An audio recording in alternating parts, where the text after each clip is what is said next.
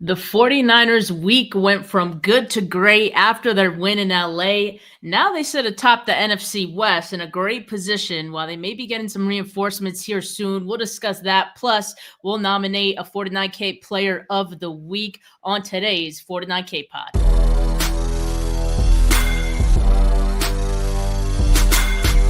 You're listening to the 49 Carats podcast, a 49ers Goldmine production with Stephanie Sanchez.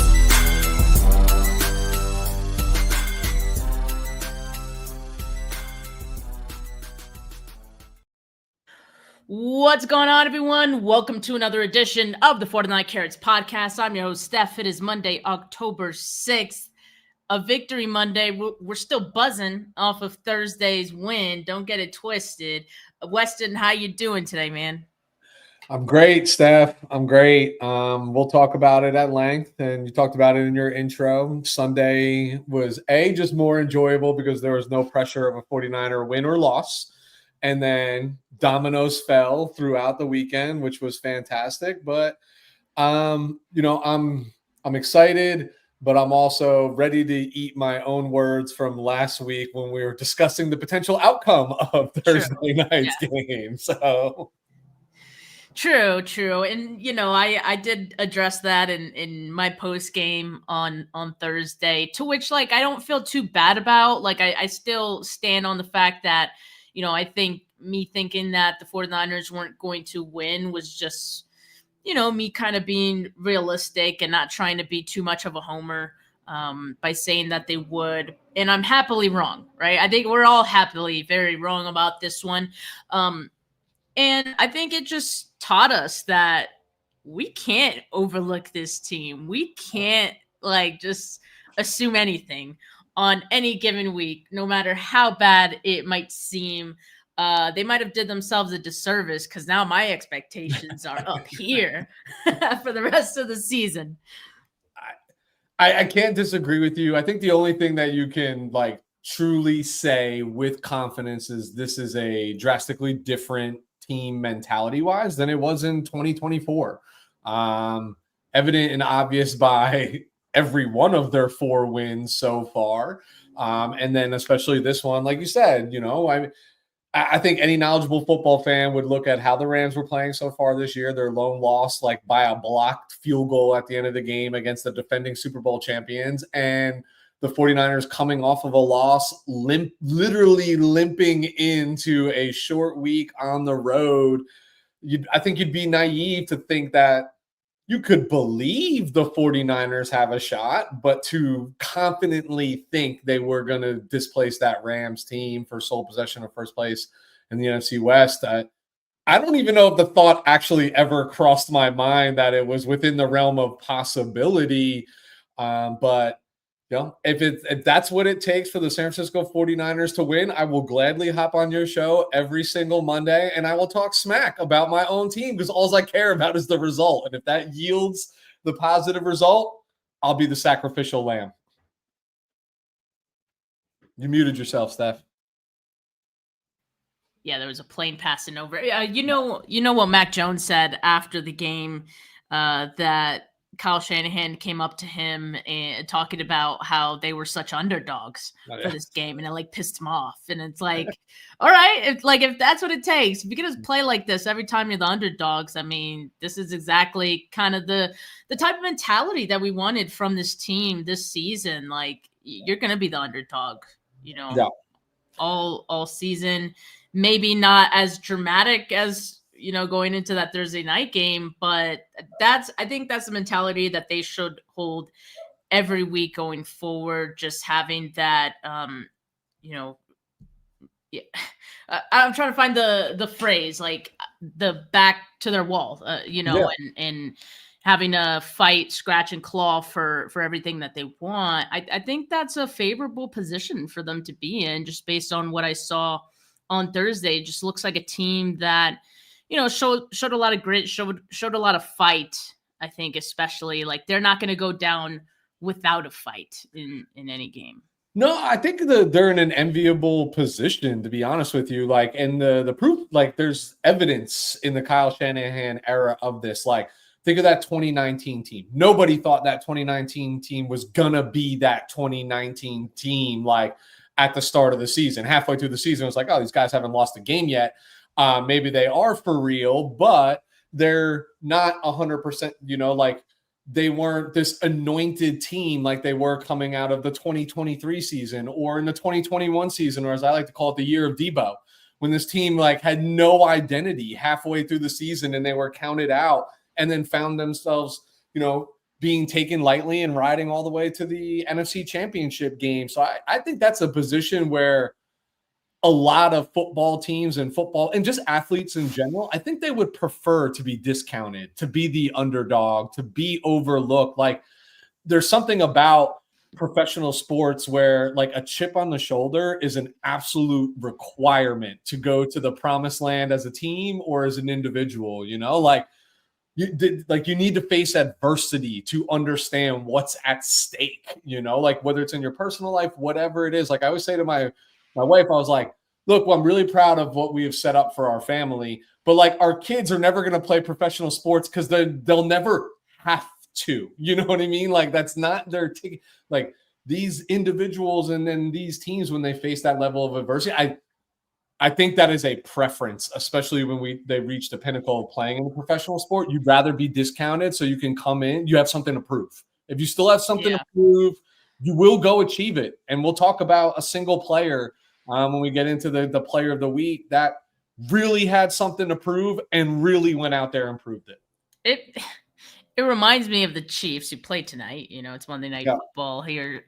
Shortly, remember like when Travis Kelce, like it was either when they went to the Super Bowl or something like that. He's like, no one thought we'd be here or something along those lines. And it's like, dude, shut up. Everyone, literally no one doubted you. But it's just sometimes you got to manufacture that chip on your shoulder to, just light that fire under you. So I agree. I think this team has it and maybe rightfully so a little bit, right? They're still figuring a lot of things out. But man, I think as we've been saying for the previous 4 weeks before this one, that I think it's telling us a lot about this team that they could be dealing with so much and still have positive results, still have success. It's showing me a lot of good things about this team that I wouldn't have never guessed at the start of the season. We got this question from Angelo who asks, is Mac Jones injured with his leg? Well, yeah, we did see Mac Jones a little bit hobbled on Sunday. We do have, Thursday, we do have a clip from practice. This was posted by Matt Lively of CBS, who, as you see here, Mac Jones is with a knee brace at today's practice. It looked like he was participating in some fashion, but, maybe not a full participant. Like he wasn't really doing much here, but he does have his helmet on. Brock Purdy, on the other hand, did not practice today. In fact, I think this is a good segue into our injury discussion, Weston. So we did get some updates since Thursday night's game on some injuries from last week or from previous weeks that we're tracking, and then also a couple new ones. So on Brock Purdy, as far as today goes, he was not seen at today's practice. Neither was Ricky Pearsall. Neither was Juwan Jennings. I did see someone else say Juwan Jennings did have his helmet with him right before, I guess, the beat writers did exit the field. Remember, beat writers can't stay for the entire duration of practice, so maybe Juwan Jennings did practice in some capacity. We'll probably know more about that later in the week. George Kittle, Kyle Shanahan was asked about him a few days ago, did say he's a long shot to return for week 6, probably more likely that, he's back for week 7. And remember, he's on injured reserve with the designation to return, but they're taking it slow, I'm guessing, for Kittle. He was seen working on the side field today on Monday, so that's a great sign, I think, for, just him progressing in the right direction.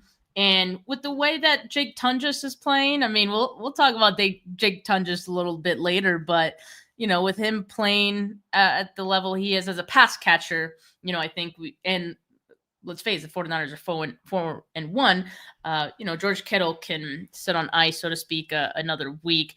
Then Malik Mustafa coming back from his ACL injury. He had his practice window open. Remember, he was on the PUP list. So the 49ers now have 3 weeks to activate him from this PUP list. So with the practice window opening, he can practice with the team. He can return between now or, within those 3 weeks. But they're going to see how he practices first. But it's good to have him back on the field. And as far as some other injuries, D. Winters wasn't seen at practice today. Not sure why. Kyle Shanahan didn't mention an injury for Winters after the game, so something to keep an eye on this week. Upton Stout has an ankle injury, though Kyle Shanahan did say it's not a high ankle sprain, so that's good. Probably will be reevaluated at some point this week.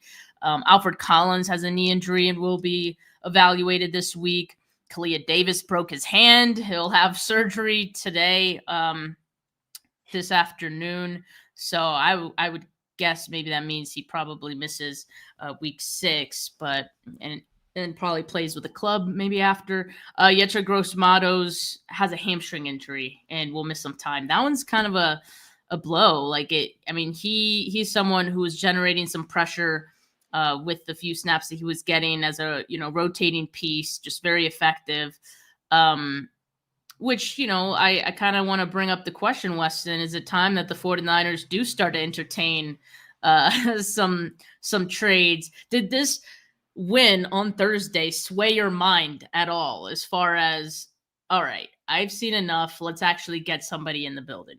Yeah, 1,000%. And I'm like, and this win means a lot. And I think a lot more than people even want to. I know it's still early in the season. I know it's only a full game in, first place compared to the rest of the division. Why I think this win is significant is, Steph, you saw what you just had on the screen, right? The injuries are not going away. Now you're even more depleted at a position that you were already depleted at along the defensive line with the likes of Kalia Davis and Gross-Matos and even Alfred Collins. You have to imagine at least half of that page is not going to be playing this weekend against the Tampa Bay Buccaneers, would be my guess.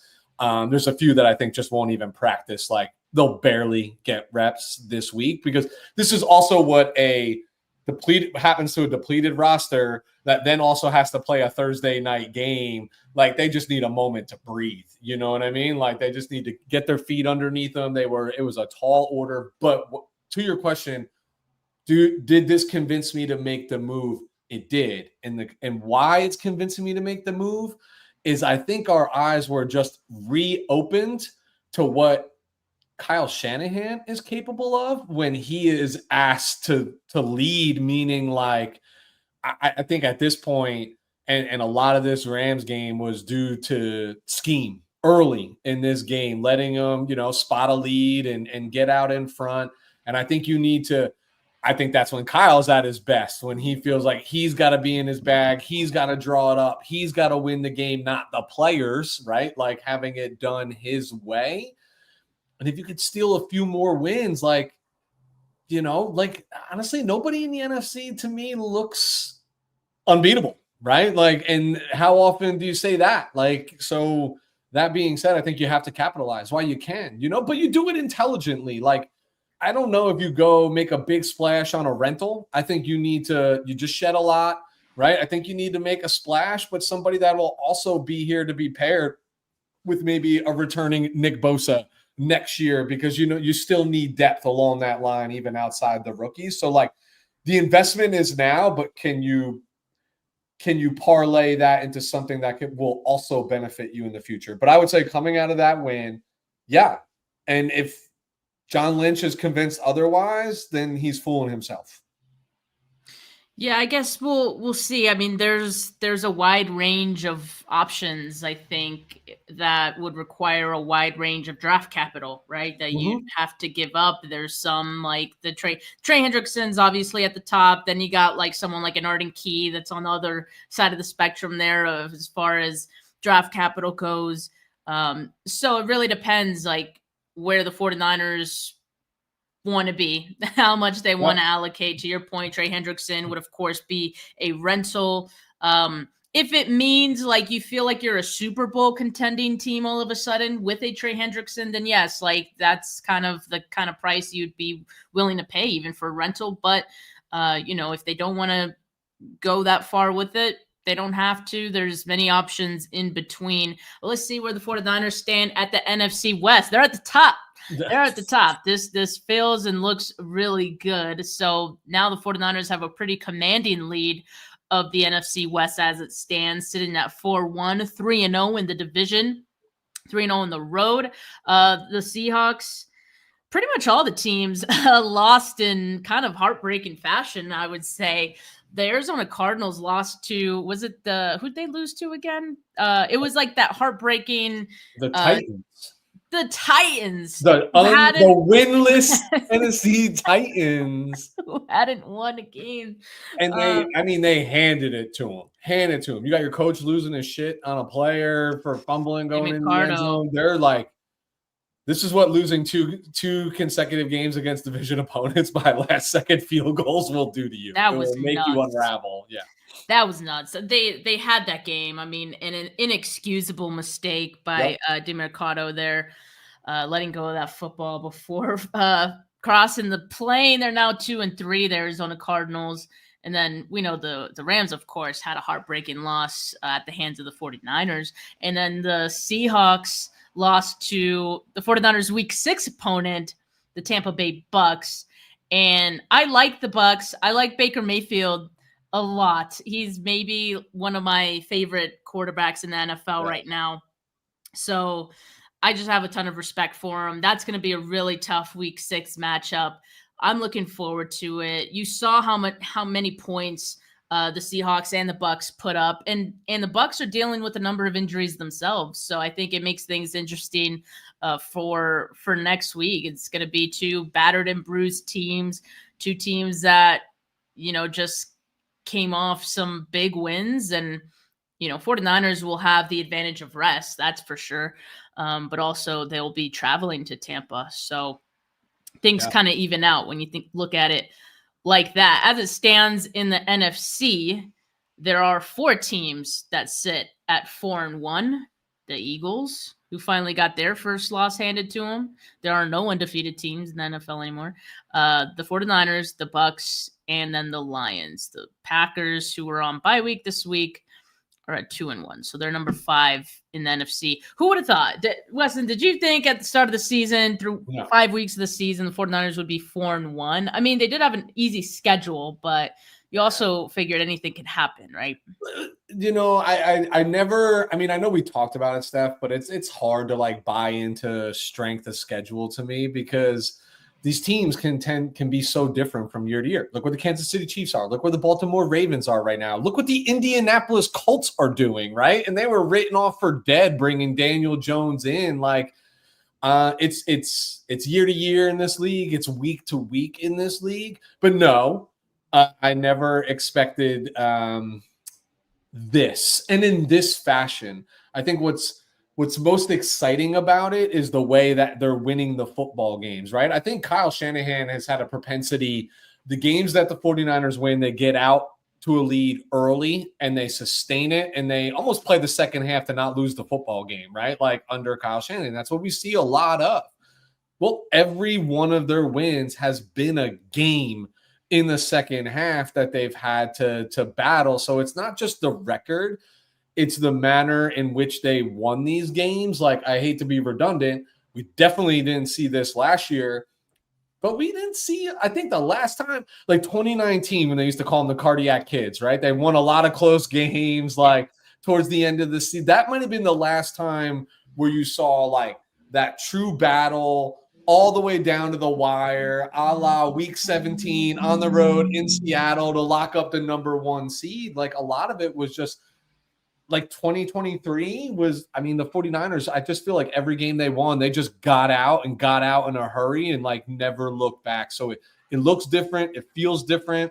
It's nail biting. It's more exciting, but never in a million years based on just injuries alone coming into the season, that I think more impressively, like 3-0 in the division. Yeah, that's very impressive to have that this early in the season as well. And just one little tidbit from Sunday's game, the 49ers now under Sean McVay, the Rams have beaten the 49ers just 3 times in their last 13 games and have never done so by more than 6 points. So 49ers have a pretty strong hold in this rivalry, if you would even want to call it that. I know in the last maybe season or two, the Rams have had some wins sprinkled here and there, but make no mistake about it. I mean, Kyle Shanahan has historically owned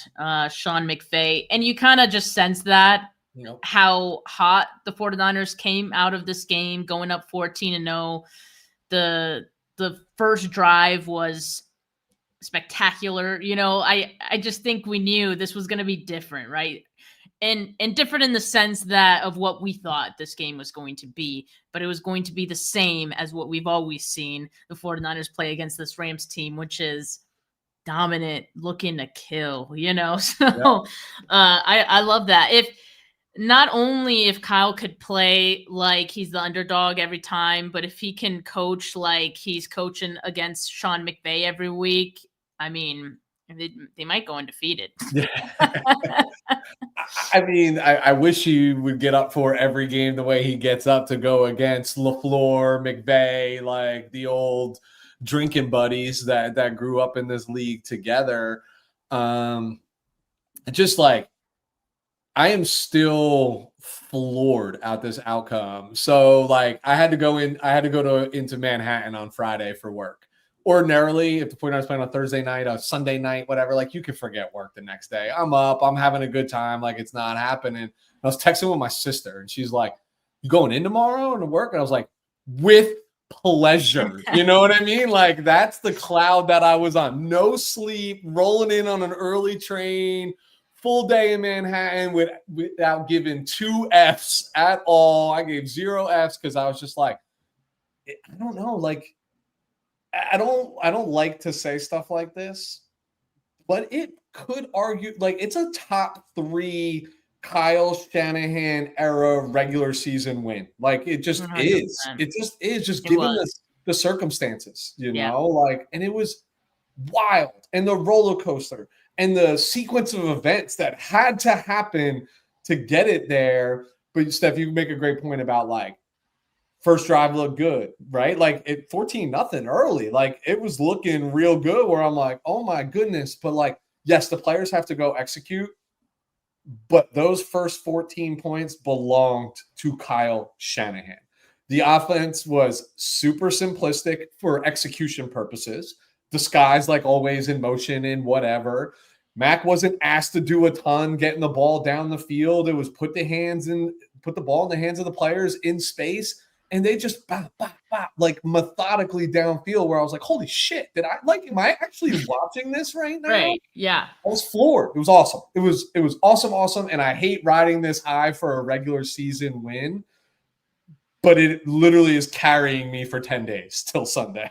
Well, I think it's going to be a win that carries this team for a lot longer than that because I think it builds callous, it builds belief, and Kyle Shanahan, was kind of asked about this game, it being like a regular season, how special it was. And he did say, quote, all the things that went into it and just the injuries and stuff and overcoming so many things and guys making those plays at the end, which were unbelievable. I think all that ended up and made it one of the more special ones that you'll definitely remember for a long time. I mean, yeah, this was an instant classic in my mind as far as that we'll remember within the Kyle Shanahan era forever. So, yeah, definitely a memorable one. And with that, Weston, I mean, do we start with our nominees for 49K Player of the Week here? Let's do it. I think we do. I think we do. I think that means I'll let you start first this week. I don't know if you want that, but I'm in. I'm game. Go for it. This one is directed towards our good friend of the show, Mr. Jason Aponte. It's Eddie Pinheiro. And how is it not Eddie Pinheiro? I like that. 4 of 4, 59-yarder, second longest field goal in franchise history. Dude has been on the team for 4 weeks now at this point, for being 3.5, because that's a short week that they even played in. 2 of 2 for extra points. Take the 100% accuracy out of it. Yes, he kissed the inside of that post in overtime. I didn't even watch it. I just covered my eyes and listened, because I was like, I'm just traumatized from the Jake Moody era. And this is not, you know what, not fair. This is not a dig at Jake Moody at all. This is all about Eddie Pinheiro. The swag that he's brought in, the confidence that he's instilled in his special team unit, right? His little group, it changes the entire complexion of a football game when those things are made. If Jake Moody was the kicker, anybody was the kicker, and they go 3 for 4, 49ers lose the game, right? Like, it's 4 for 4. It's the manner in which he does it, his career long at the end of a game, then a long shot in overtime. I just think that allows Kyle to do certain things if you're confident in trotting your kicker out there to not kick 60-yarders. That's not Eddie Pinheiro's game. I don't even think Kyle was confident that he was going to make the 59-yarder, but he's like, hey, the guy's hot. F it. Let's see what he's doing. Why not? And why not, right? And boom, he's aces. But I just think this changes the outlook every single week for the San Francisco 49ers when you have confidence in your kicking game. That matters, right? Drives in the NFL, if you want to win, you need to score on more drives than you don't, right? And sometimes a field goal is just as efficient depending upon, situational ball and where you are. But Eddie Pinheiro has been money since the day he stepped on the field for them, and never in a bigger moment in his tenure with the San Francisco 49ers than this week. There's a lot of players that had good games, and we're going to talk about all of them, I'm sure, but I did not want to miss on the opportunity to say, Eddie Pinheiro, we are building the statue for you, I promise. Eddie Pinheiro, Eddie De Niro, he's been clutch for the 49ers so far. And as Benali says, since he's joined the team, he's accounted for more points than the margin of victory.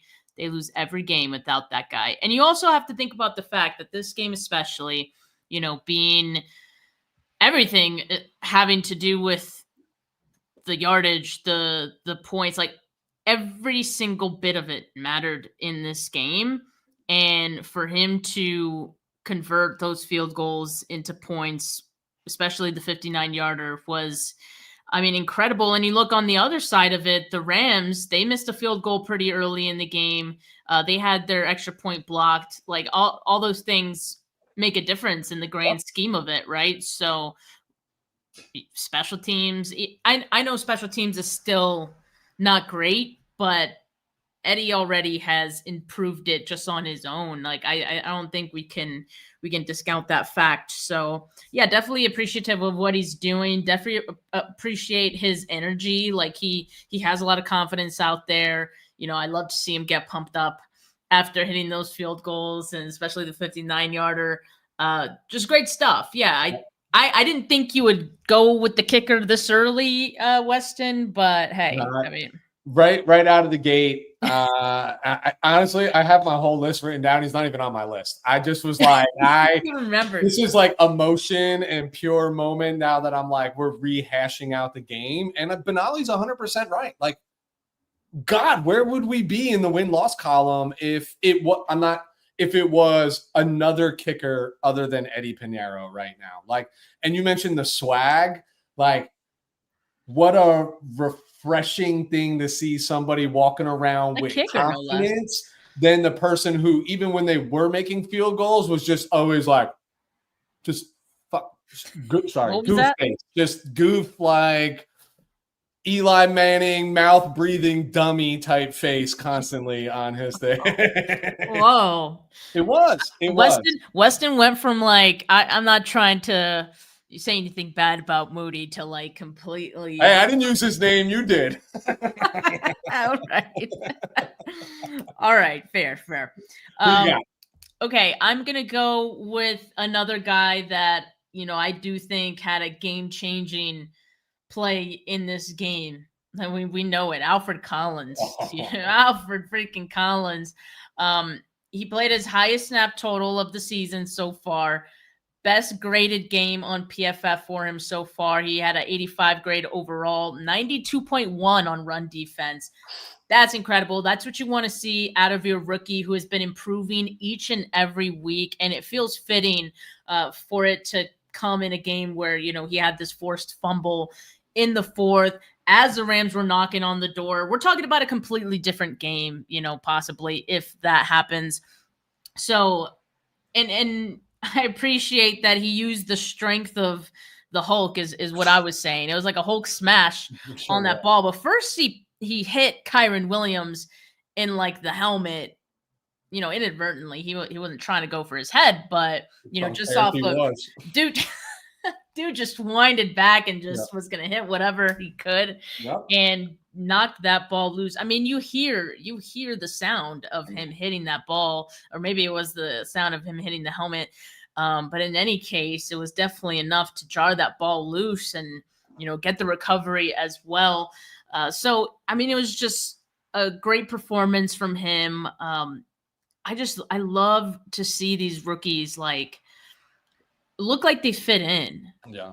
And not just in the 49ers, they fit in the NFL. These are going to be guys that are going to be successful, and it feels good to have those guys on our team. We've seen glimpses of it from a lot of these guys already. I think Alfred Collins is just yet another one of them. So again, it just feels very fitting. And for it to come in a divisional game in such a big moment means even more to me. These are just confidence stackers. You know what I mean? For someone like Alfred Collins, like even the other rookies, CJ West, all these guys, Michael Williams, they're getting all this burn on the line right now out of necessity, right? And he played 40 snaps. That's a lot of snaps for a big man on a short week coming off of, I think it was his previous high, right? Like it just keeps stacking more every week. And we're going to remember the Hulk smash, right? As we're going to come to know it. In all fairness, I know everybody's killing Al Michaels. I was Al Michaels, other than my eyes, caught the 49ers defenders going bananas. I was wait, why are they all jumping around? That ball must be loose. The TV camera angle does not show that. I didn't even realize he punched him in the face until the helmet. He didn't punch him in the face. He punched him in the helmet till the next day when they were showing all the different angles, nor do I care. But here's a guy when he talks about it afterwards, he says, I just was gripping and ripping, right? He was going to get by me. I just was doing everything to keep him out of everything within my power to keep him out of the end zone. That's the mentality. That's the fight. That's the dog, as all the youngsters want to say in this man.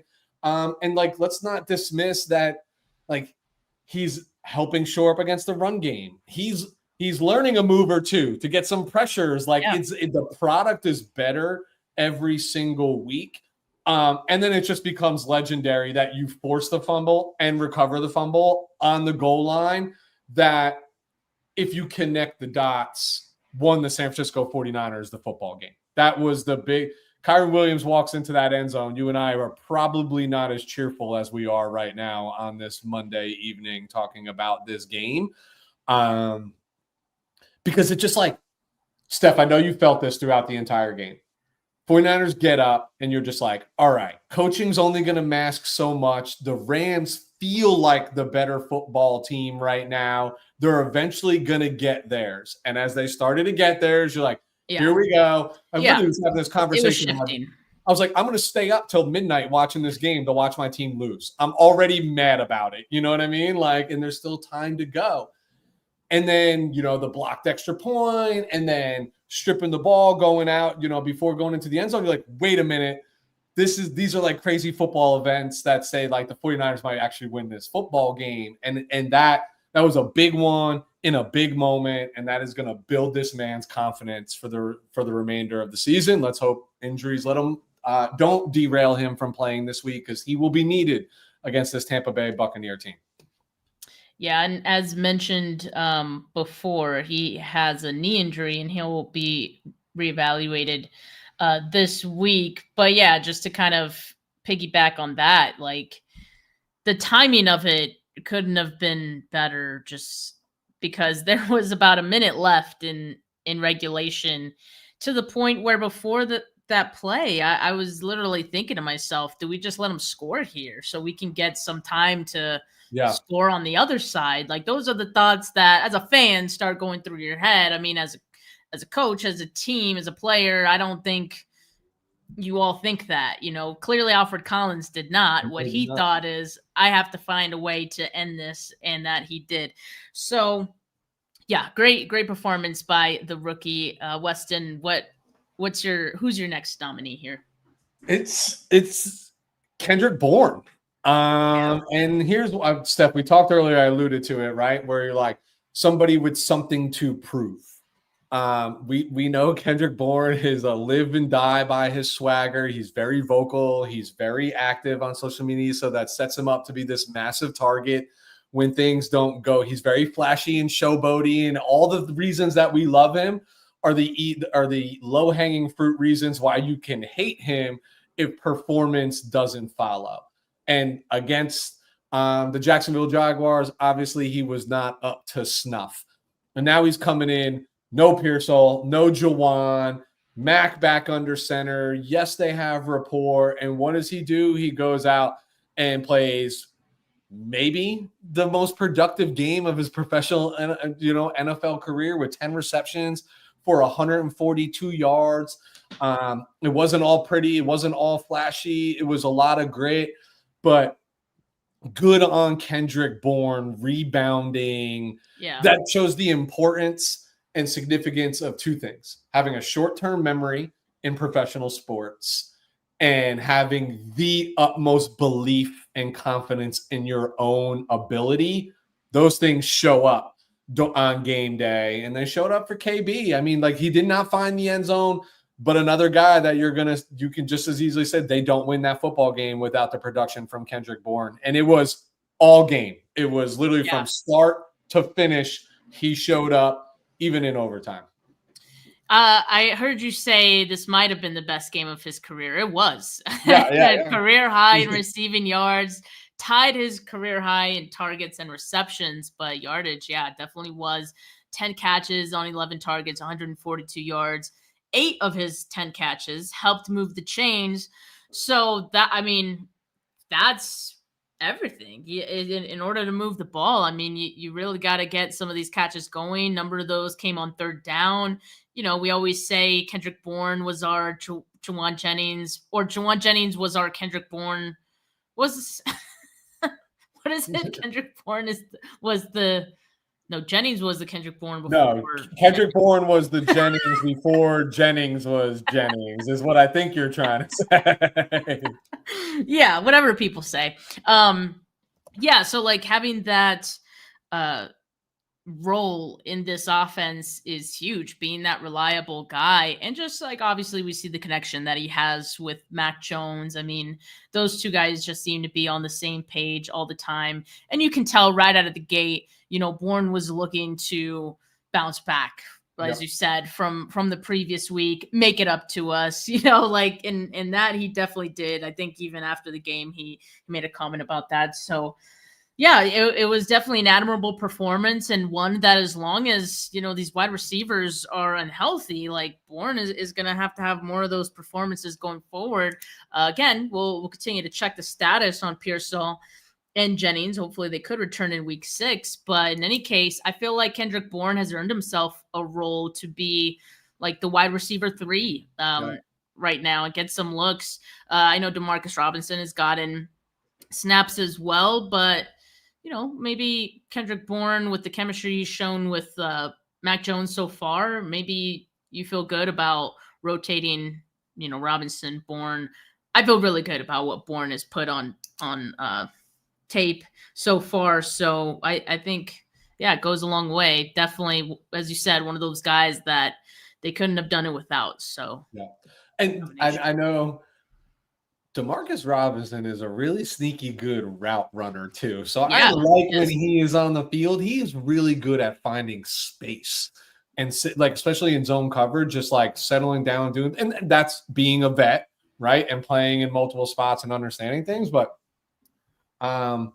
maybe the receiving core is not as bad as we thought it was. It gets the job done. Yeah.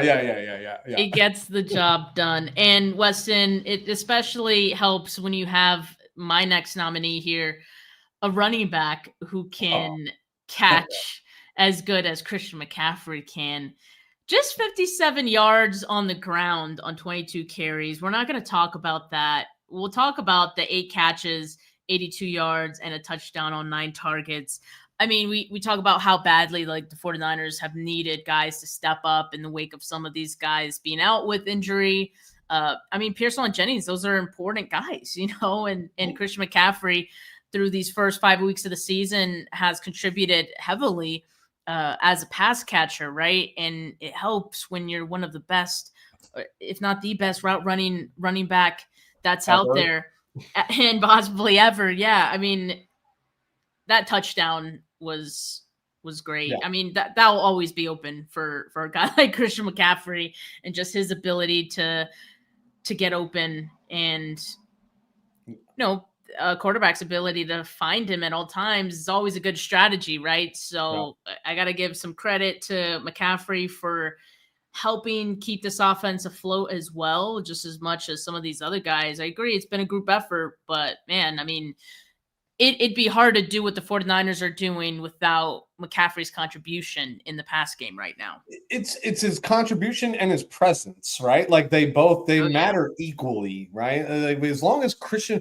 we said this a lot about Debo last year when statistically he was down, was like, but him just being out there means you have to account for him. And I know you said you don't want to talk about the statistically what Christian McCaffrey is doing in the running game right now, but it's because it's not pretty, but it's not all Christian McCaffrey's fault. I know we've all talked about, or it's widely concerned, or, fans are concerned. Has he lost his step? Is he explosive? And I would say no. And the evidence is what he is providing in the passing game. Yes, have we not seen the long run for McCaffrey? Yeah. But what is he going to burst into a wall? The gap isn't there. You know what I mean? There's nothing to burst through and show that I still have it. That will come. That will come as the threat of the passing game continues to increase for the San Francisco 49ers. I still think teams are coming in saying, hey, we take away the run game, we shut down Kyle Shanahan. And we've seen with Mac 49 pass attempts in a Kyle Shanahan offense is wild when you really think about it. But you don't win any of these games without Christian McCaffrey. It's the totality of the production, 139 total yards, gets into the end zone. And it's his mere presence on the football field that matters. And I am now slotting him in as another wide receiver. That tells me maybe the wide receiver room is adequate because he's part of that conversation right now because of the production in the passing game. And he's scoring touchdowns in the passing game. That matters. And big chunk plays at significant times in a game, screen passes, whatever it might be, where he's just reminds you we have Christian McCaffrey too, what a luxury we have in the backfield, right? My concern, Steph, is the same as everybody's. 30, another game, 30 more touches, right? How long can he hold up?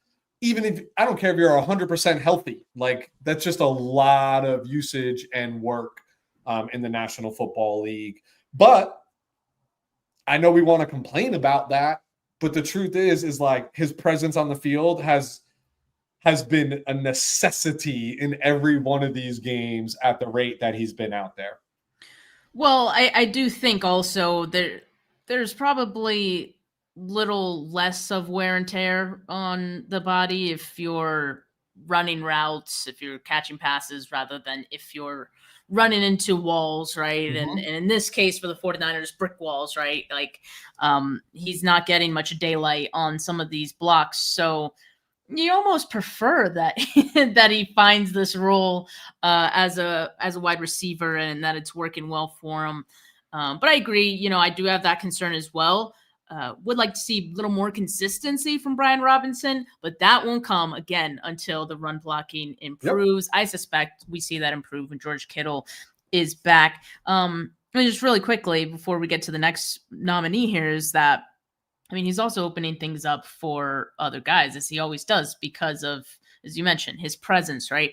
His gravity. On the Jake Tunges touchdown, you see Christian McCaffrey just shift over to the left, and the backers shift just a little bit, ever so slightly, enough to create more of a hole for Jake Tunges to just sit and get that touchdown quickly from Mac Jones. So yes, it's more than just the stats. I mean, it's what Kyle Shanahan is the absolute master of, manufacturing space through movement, through whatever. And it's all down the tree. After Shanahan, it's McVay, then it's LaFleur, it's his whole guys, even McDaniel, manufacture space. You know what I mean? Like, and they're so good at it. But you're only as good as the threat of the player moving. And Christian McCaffrey is as large of a threat in the National Football League as you get. All right, Weston, who you got next?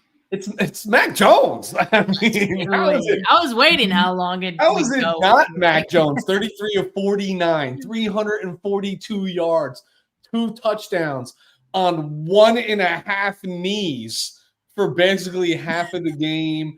Only took a single sack. And Steph, it's not what he accomplished, it's the manner in which he accomplished it.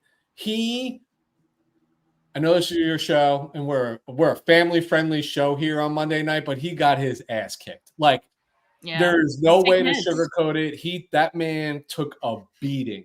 Yeah. And you know what he did? Got right back up, limped into the huddle, walked it off. I don't think you can. I know you can, and I know a lot of your listeners can, but you need to take a moment to appreciate what that does for the morale of the team when you see a guy just literally giving everything.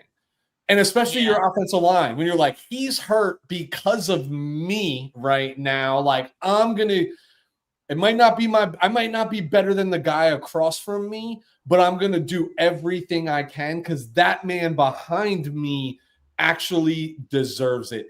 He willed this team to victory this week.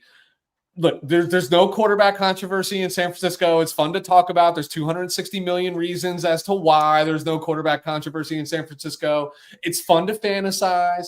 I always say that your team is only as good as your backup quarterback, but I learned everything that I needed to learn about Mac Jones in this game and then after the game. After what he did, had just accomplished what he did.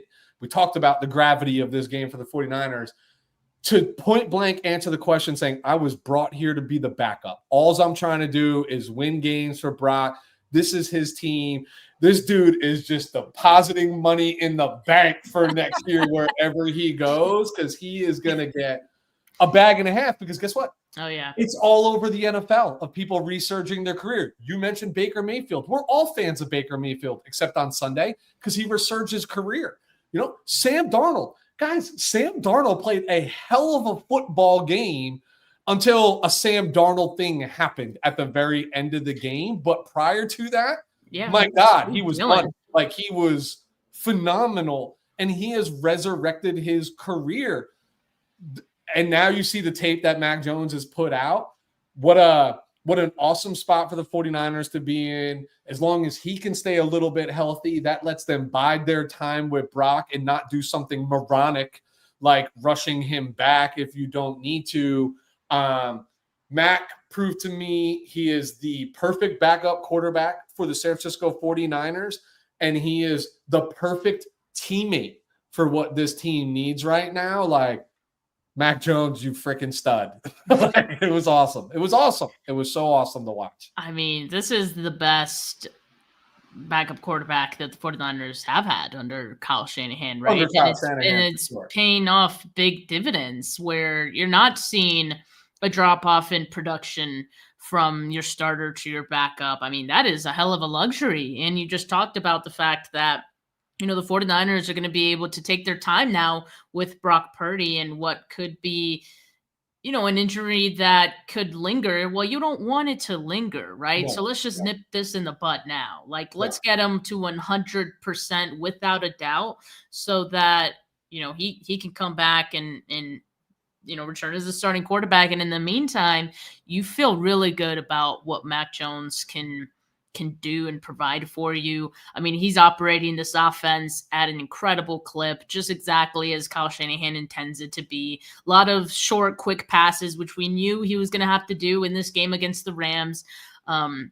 342 yards, 2 touchdowns, no turnovers. Protecting the football is a big deal, especially in a game like this when we talk about the margins being so small. The drive late in the fourth quarter to put the team up 23-20, then an OT, getting the team in position to hit the game-winning field goal. It just feels like he's made for situational football and being on a script, and he's trusting the process, right? And he kind of talked about that as well after the game, just the trust that he's finding in the system now, and him not having that before, which is that's the example, right, of all of these other guys who have come here before and as you said, resurrected their careers. I guess there haven't been that many guys, right? But you think about Darnold, Mac Jones certainly is going to have an opportunity to do that next. And remember, this is a 2-year deal for Mac Jones. I don't know if he's going to stay for the whole 2. The 49ers have, I guess, the choice, right, of if they want to keep him for the second year. But I think no matter what, you're going to get more for Mac Jones than you probably got for Trey Lance. And you should feel good about that from like John Lynch, just from a team management standpoint. That's a hell of a deal right there. Not just that. In the meantime, you're getting wins, and that is huge. So yeah, Mac Jones deserves a hell of a lot recognition this week for that performance. I would say, Steph, and I don't think I'm alone in this camp, but I just said there's no quarterback competition in San Francisco, and I believe that. I think the only thing that throws a wrinkle in that is if this Brock thing lingers another 5-6 weeks and Mac is winning, I don't think you can make the switch, because now you're like reinventing the offense in some capacity and reinventing the camaraderie and the rhythm and the timing and everything that has built in the weeks leading up to it at like a really critical point in the season that I don't know if that's a prudent decision. And I still say that, saying there's no controversy. I'd say I would just roll with Mac till the end or till you can't, and just knowing that the reins always will come back to Brock Purdy for the future. And I don't think there's a way that you keep Mac Jones a second year, because if he plays this well in the absence of Brock, I mean, you're parlaying him into a second round looks like pick, a second, you know what I mean? Like, maybe even first. Yeah.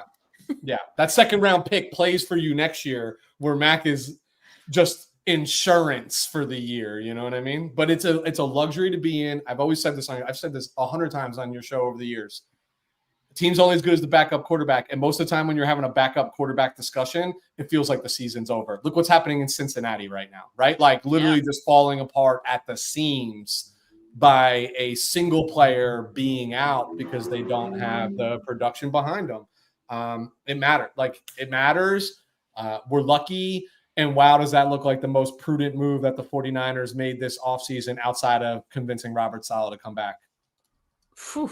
Yes. It's huge. Yeah. It's huge. Every move the 49ers made this offseason is proving to be a pretty damn good one.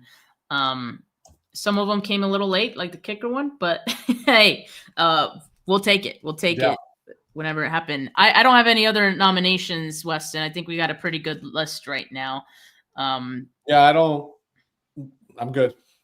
All right. In that case, we have our nominees. Anyone that's with us in the live chat, make sure to drop your votes for either Eddie Pinheiro, Alfred Collins, Kendrick Bourne, Christian McCaffrey, or Mac Jones. In the meantime, I would like to give some flowers to a certain player. And, Weston, this is actually, you might have had flowers for this player too, because you actually did talk about this player last week, Mr. Jake Tunges. Mr. Jake Tunges. Let's go. Let's go. He's been a nice revelation. And, and it's not like this huge revelation, right? But he's very serviceable, very, very serviceable. And that's something the 49ers haven't had from a TE2, especially as a pass catcher, since they've had Kittle. Like they're just, Warner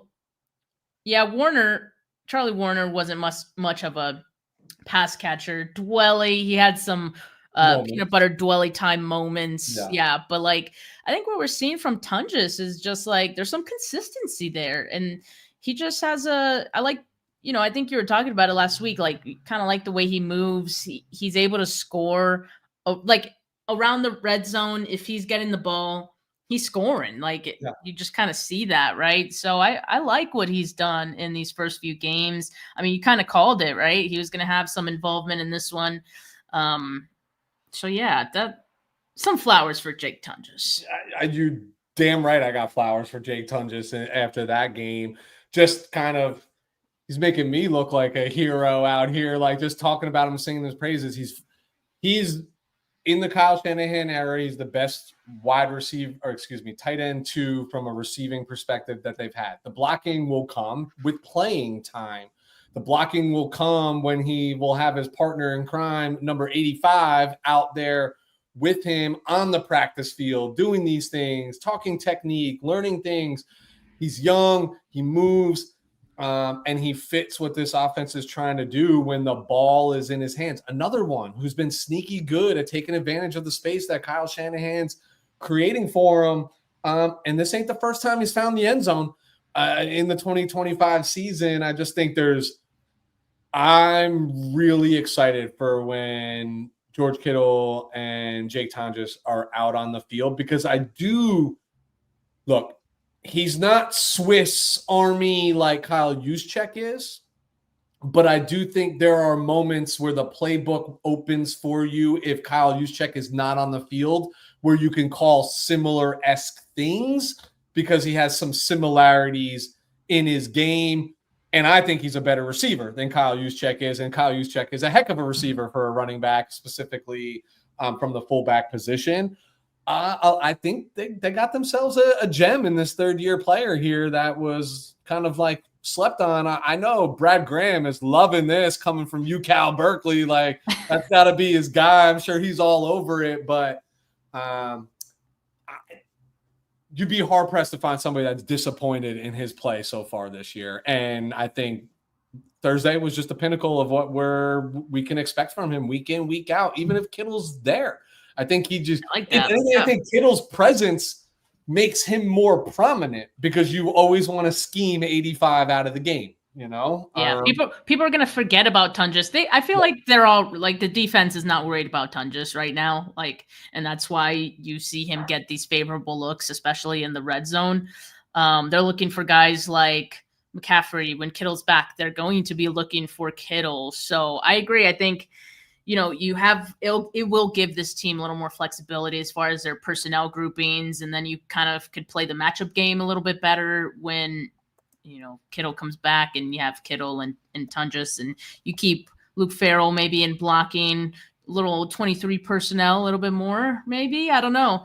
But yeah, I mean, great flowers for him. Anyone else to give flowers to? That was pretty much it for me. Yeah. I mean, listen, there's some people who had some good games. Fred Warner had a great game. I think Marquise Siegel played better than a lot of people would give him credit for. I'll say that. I think we're good with the list we got. I'll say this. There isn't anyone I'm putting on notice this week, which is great. I mean, that's a good sign right there. Weston, who are you voting for this week for 49K Player of the Week? I saved the best for last. It's Mac Jones. I say Mac Jones as well. That is your 49K Player of the Week for Week 5. I mean, it meant the world to get this win in the division in the fashion that it came, and gutsy from Mac Jones, just doing it hobbled again. Yeah. I mean, major props. Some of these guys wouldn't be on this list if not for Mac Jones, sitting in the pocket, taking hits, doing what he needed to do to get the ball out. So very much deserving, I think, for Mac. And that'll do it for our show. I hear there's a Monday Night Football game on right now. Go Jags, because we don't root for the Chiefs on this channel. The Jags, yeah, Chiefs and Jags. Hey, it makes our loss to them look even better, right? If they're out there beating the the top. I suppose it does. I suppose it does. All I know is I need a hell of a performance from Xavier Worthy in one of my fantasy football leagues, and a terrible performance from Xavier Worthy. Yes, he is. Okay. Yeah. I thought that he was questionable like late, right? Like didn't he find the injury report late in the week? He was. And so I did pick up another. I picked up Hollywood Brown. Worthy doesn't have any targets at this moment, so I might be screwed. So I'm going to go check that out. So with that concludes our show for today. Make sure you guys like this video. Make sure you subscribe to the channel if you haven't yet, not just mine, but Weston's as well. That is Island 49. Hit that notification bell so you know when I go live. Audio listeners, leave a rating, leave a review. But for now, folks, have a great rest of your Monday. And for now, peace.